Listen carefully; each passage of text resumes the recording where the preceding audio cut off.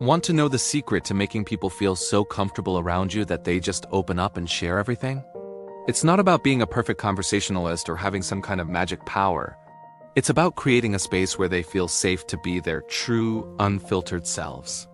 And today, I'm going to show you exactly how to do that, step by step. Let's start with a concept I call dropping your filter.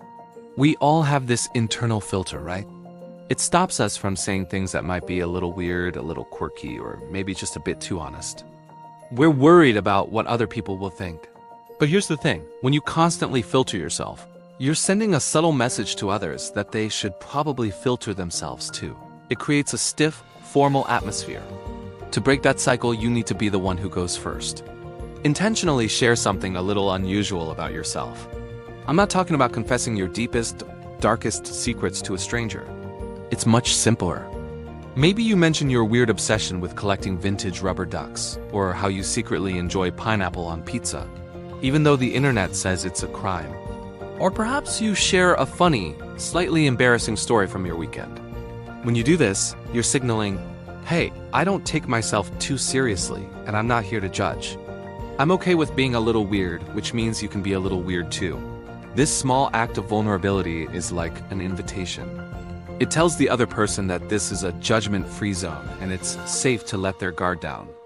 They'll feel an immediate sense of relief and will be much more likely to share their own unfiltered thoughts and quirks. It's the fastest way to skip the boring small talk and get to the real, interesting conversation that builds a genuine connection. Now, there's a huge, and I mean huge, caveat to this. Dropping your filter only works if you first established your perceived value. What does that mean? It means people need to see you as a normal, socially calibrated person before you start sharing your eccentricities. If you haven't, they won't think you're being charmingly quirky.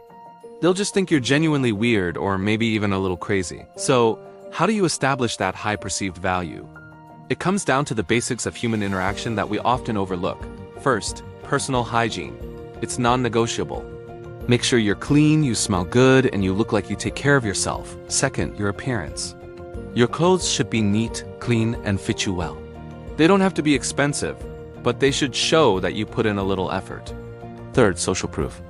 When you're in a group, are people generally happy to talk to you? Do you seem comfortable in social settings? Being able to navigate a social environment smoothly shows others that you're well-adjusted. And finally, and this is a big one, eye contact.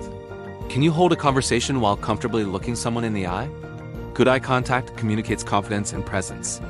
It shows you're engaged and that you see the other person as an equal. If you have all these things dialed in, you look clean and put together. You're navigating the social scene well, and you're making solid eye contact. Your perceived value is high. You've established a baseline of normal. Now, when you drop your filter and say something a little off the wall, it's seen as confident and interesting.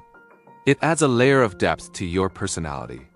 But if you're slouched over, avoiding eye contact, and dressed shabbily, that same quirky comment can come across as creepy or strange.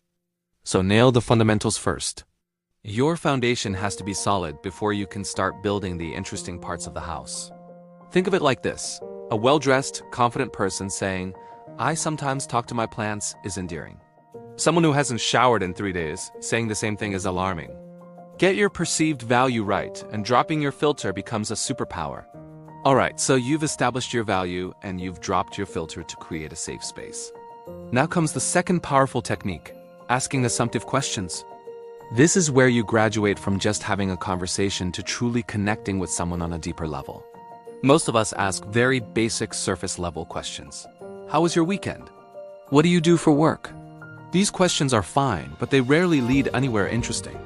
An assumptive question is different.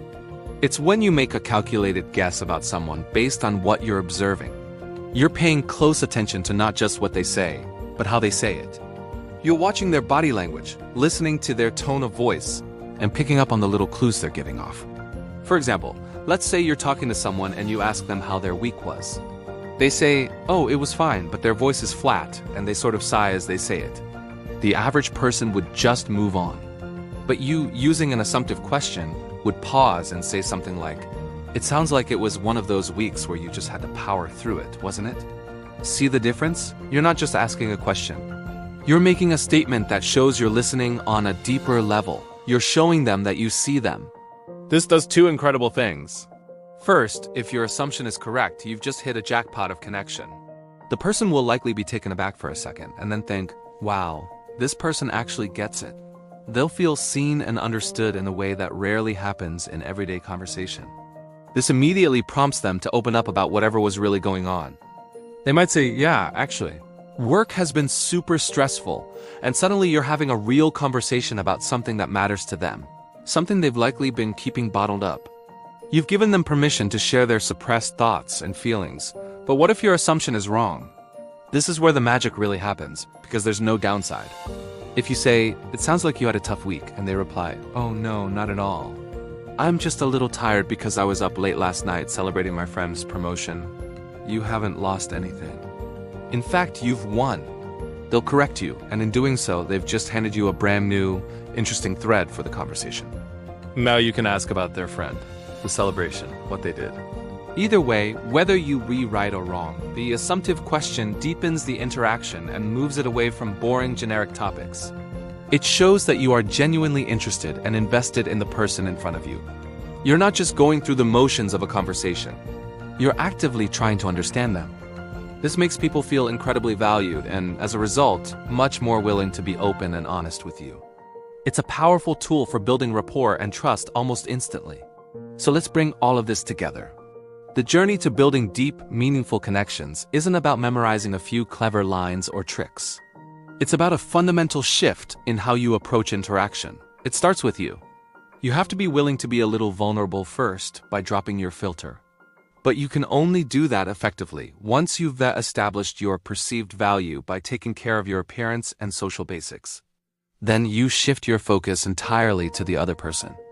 You listen not just with your ears, but with your eyes and your intuition.